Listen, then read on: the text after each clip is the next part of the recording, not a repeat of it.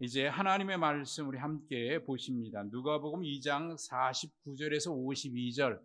오늘은 어린이 주일이어서 우리 어린이 2명이 나와서 하나님의 말씀을 봉독해 주실 겁니다. 그럼 여러분들은 그 말씀 같이 눈으로 읽으시면 되겠습니다. 윤현우 어린이, 김재희 어린이네요. 김재희 어린이, 윤현우 어린이가 두 어린이가 하나님의 말씀을 읽어주겠습니다.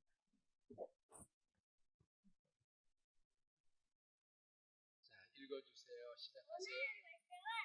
누가복음 2장 49절에서 52절입니다. 신앙성경 10.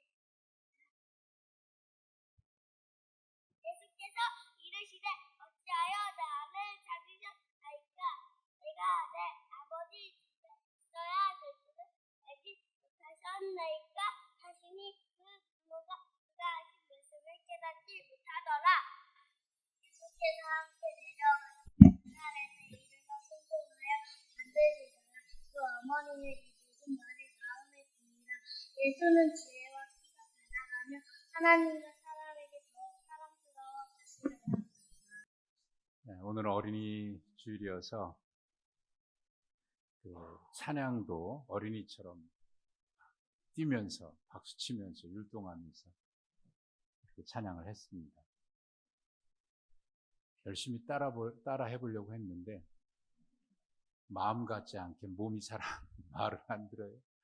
하고 나니까 그저 진땀이 나더라고요.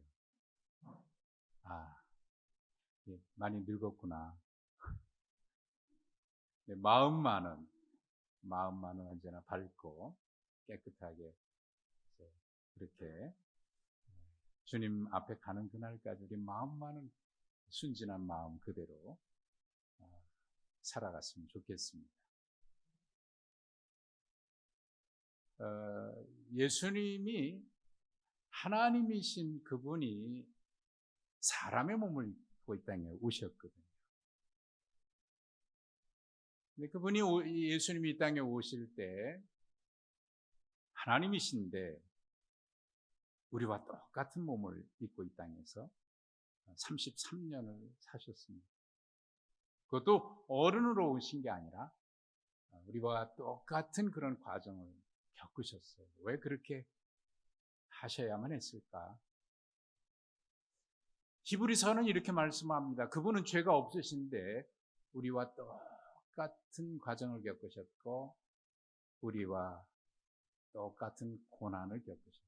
그렇기 때문에 우리의 연약함, 우리의 아픔, 우리의 부족함을 다 아시기 때문에 우리를 능히 도우신다라고 이렇게 말씀을 했습니다.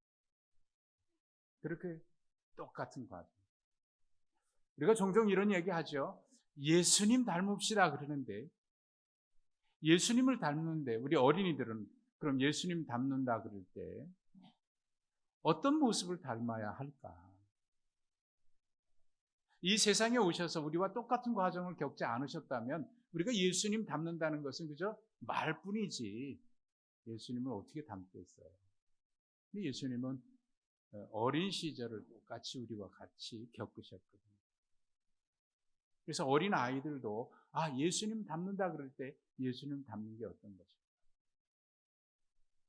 그래서 참 아쉽게도 성경에는 예수님의 어린 시절에 대한 기록이 많지는 않고 유일하게 기록된 말씀은 오늘 본문의 말씀인데 이 말씀이 있어서 우리가 예수님을 닮는다는 게 어떤 거다. 그리고 예수님의 가정을 보면서 우리 가정은 어떻게 하는 것이 이 하나님 보시기에 합당한 가정인가.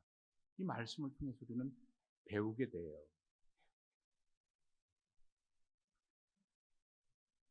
오늘 말씀은 39절부터 52절 말씀, 49절부터 52절 말씀만 우리 두 어린이가 읽어주셨는데 사실 이 말씀의 시작은 41절부터 시작이 되죠. 40절부터.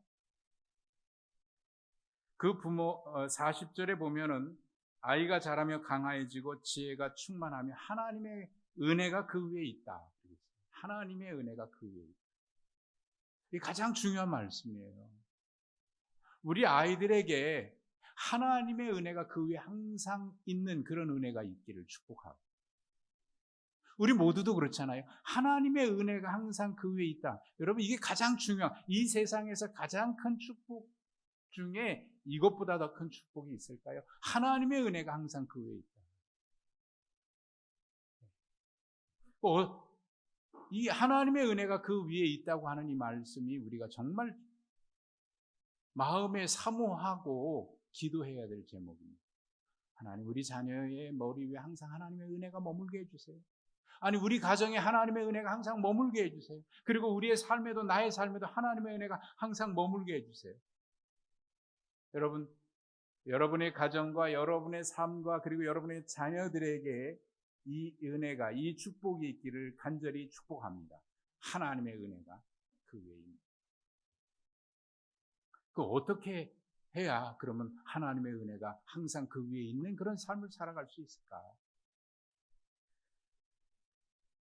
우선 이 예수님의 가정을 우리가 좀 주목할 필요가 있는데 참 경건한 가정입니다. 41절에 보면은요, 그의 부모가 해마다 6월절이면 예루살렘에 갔다고 되어 있습니다. 예루살렘에 왜 갔을까요? 예배하러 간 거죠. 해마다 간 거예요. 유대 율법에는 13세가 되면 성인 예식을 합니다. 성인 예식이 되면 13세 이상이 되면 유대인 모든 남자는 해마다 6월절을 비롯한 절기 때 예루살렘을 방문하게 되어 있습니다. 그러니까 지금 이 가정은 해마다 그렇게 했다는 거예요. 그리고 42절에 보면 예수께서 12살 됐을 때에 절기의 관례를 따라서 또 예루살렘에 올라갔다 그랬는데, 12살이면은 아직 성인 예식을 하지 않았을 나이인데 미리 올라간 거예요. 거기다가 어머니도 해마다 올라갔답니다. 사실 그 당시만 해도 유대 율법에는 남자는 해마다 올라가게 돼 있지만 여자들은 그게 강제 사항이 아니에요. 그래서 반드시 갈 필요는 없습니다. 그런데 마리아는 같이 갔다는 거예요. 무엇을 얘기하는 거죠? 그만큼 이 가정은 경건한 가정이었다는 것을 말합니다.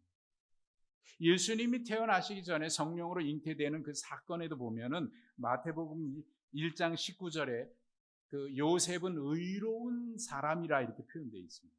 그래서 정말 이거 따를 수 없는 사건이 벌어졌는데, 성령으로 잉태된 마리아가 결혼하기도 전에. 근데 주의 사자의 분부대로 따랐다 그랬거든요. 그리고 마리아도 아니 이거 있을 수 없는 일인데 뭐라고 고백합니까?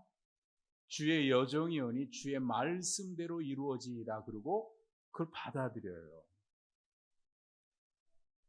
참 경건한 가정이라는 걸 알 수 있습니다.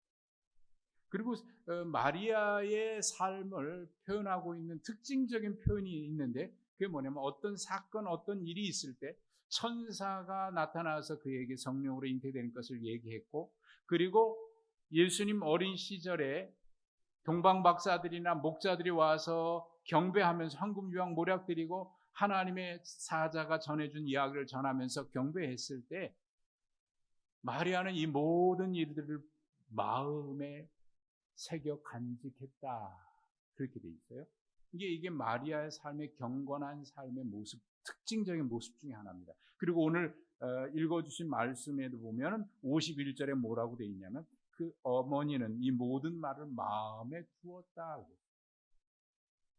마음에 두었다. 여러분, 때때로요, 이게 무슨 황당한 이야기야 그러고 이렇게 지나가는 경우가 있어요. 거기다가 어린 예수님이 뭐라고 얘기했냐면, 성전에 있어가지고 부모가 그 동행 중에 있는 줄 알고 멀리 갔다가 3일 동안 다시 찾아와서 하는 말이, 어찌 그렇게 했느냐 그랬더니 내가 아버지 집에 있어야 할 줄을 모르셨나이까? 라고 이렇게 반문을 예수님이 하시잖아요. 이 참 황당한 이야기인데, 근데 마리아는 이 모든 것을 마음에 두었다 그래요. 권사님, 우리 교회 권사님 한 분이 손자가 이런 얘기를 하더래요. 교회 갔다 와가지고 막 찬양을 막 부르면서 할머니 이 찬양 알아? 그러니까 그건 모르겠는데 권사님이 그것도 몰라? 그러세요. 근데 그 얘기할 때 가만히 보니까 자랑하시는 것 같아요. 권사님이 돼서 그 찬양도 몰라? 네. 아이고, 내가 권사가 돼서 그 찬양도 몰라서 어떡하지? 예, 그럴 수 있는데, 여러분, 이런 이야기 하면 그냥 지나가지 않고, 아, 그래, 마음에 두면. 이런 이야기도 들어요, 가끔. 엄마, 권사님 맞아? 아빠, 장로님 맞아? 또 제 아내가 어렸을 때, 우리 아이. 엄마, 사모님 맞아? 아빠, 목사님 맞아? 자녀는 부모의 거울이라는 얘기 하잖아요. 근데, 야, 요놈 봐라. 당돌하네. 야, 이놈아, 버릇없이 그런 말 하는 거 아니야 하고 야단칠 게 아니라 그 말을 들었을 때 마음에 두고, 아, 그래. 하나님은 어린아이의 입을 통해서도 어린아이 입에서 나오는 찬양을 합당하게 받으셨던 거죠. 그들을 통해서도 우리를 깨우쳐 주는구나. 내가 아이 앞에서 부모로서의 신앙의 참된 모습을 보이지 못했구나. 마음에 새겨두면 얼마나 좋을까. 지금 당장은 이해하지 못하는 일이라도 시간이 지나고 난 뒤에 아이들은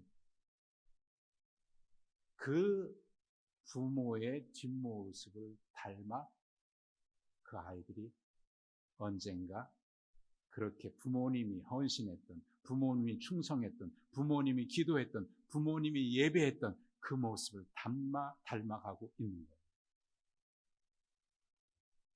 여러분의 가정은 그런 경건한 가정 될 수 있기를 축복합니다.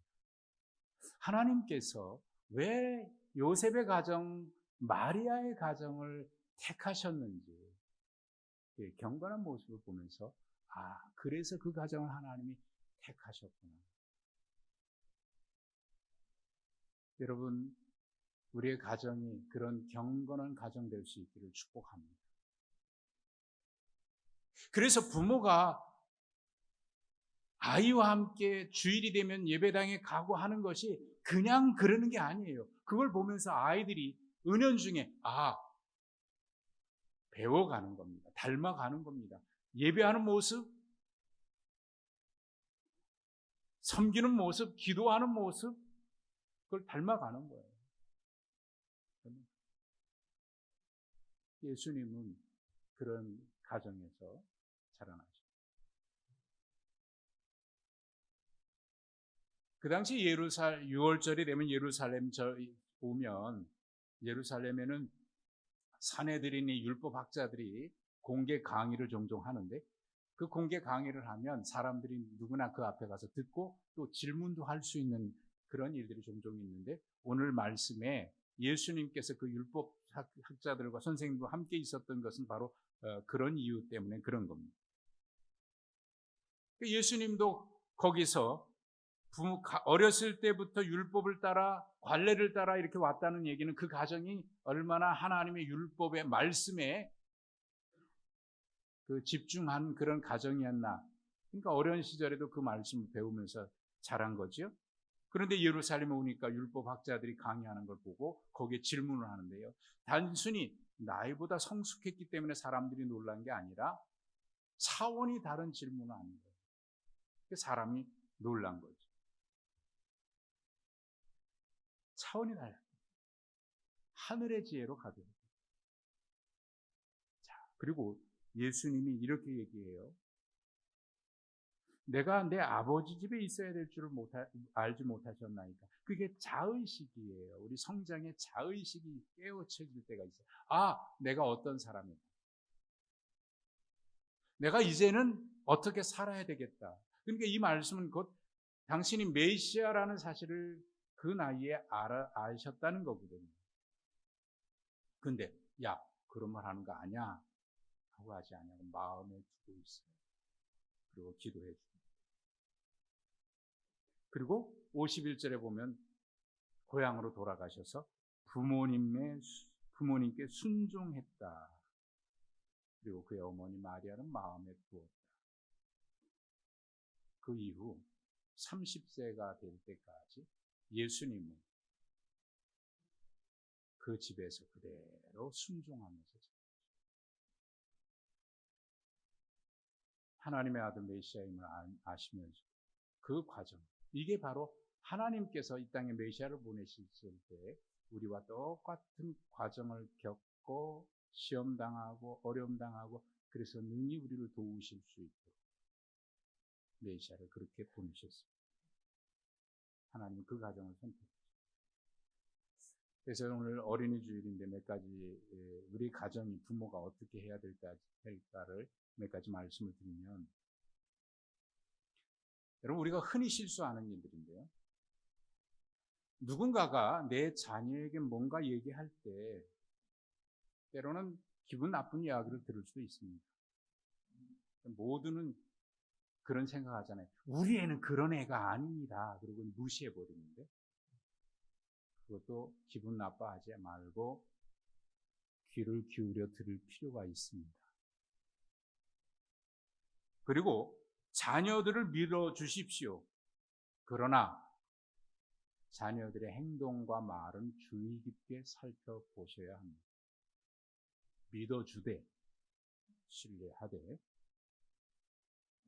그리고 자녀들에게 화를 내고 책망하기 전에 대화하면서 이해시키도록 노력을 해 주십시오. 이게 자녀와의 대화가 끊어지지 않을 수 있는 방법. 내 생각대로 야단치고 화내고 하기 전에 들어주고 이해시켜 줘야 합니다. 자녀들에게 너무 많은 것도 요구하지 마십시오.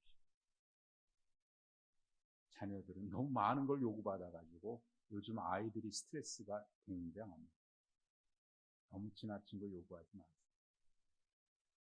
그리고 어려서부터 지켜야 될 예의 범절을 철저히 지킬 수 있도록 그렇게 가르쳐야 합니다. 물론 가정에서 자유를 주되, 그러나 어떻게 살아야 하는지는 분명히 가르쳐줘야 합니다. 그리고 자녀들과 함께 예배하는 자리를 소중하게 여기십시오. 우리가 한 달에 한 번씩 온 가족 예배 드리는데요. 야, 오늘은 그냥 너희들 나가서 놀아라 하지 마시고 같이 앉아서 여러분이 어떻게 예배하는지를 자녀에게 친히 보여주셔야 합니다. 그래서 신앙의 모범이 되도록 애를 써야 합니다. 무엇보다 중요한 것 한 가지 반드시 기억해야 될 것, 마지막으로 말씀드리면 자녀들을 위해서 끊임없이 기도하기를 쉬지 마십시오. 여러분이 해야 될 가장 중요한 일 중에 하나입니다. 오늘 말씀, 예수님이 키가 자라고 지혜가 자라서 하나님과 사람 앞에 사랑스러워 갔더라. 여러분 이거 정말 귀한 거 아닙니까?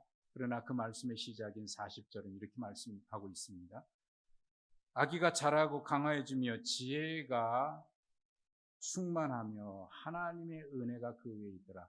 여러분 이것이 중요한 겁니다. 하나님의 은혜가 그 위에 있더라. 말씀 시작하면서 드렸던 말씀처럼 여러분 하나님의 은혜를 누리며 사십시오. 여러분의 가정이 하나님의 은혜가 임하는 가정 되기를 소원합니다. 그리고 여러분의 자녀들에게도 항상 하나님의 은혜가 임하도록 오늘 예수님이 말씀을 배우며 자라나고 예배하는 일에 집중하고 그리고 부모님께 효도했던 그 가정의 모습을 보면서 여러분의 가정, 여러분의 자녀들이 그렇게 하나님의 은혜가 항상 그 위에 임하는 그런 가정, 그런 자녀들, 아니 여러분부터 그렇게 되시기를 간절히 소망하며 축복합니다. 하나님, 우리에게 이런 아름다운 가정을 주셨고 또 맡겨주셨습니다. 어떤 가정 되기를 주님 소원하셔서 우리에게 말씀으로 예수님의 가정을 보여주셨습니다.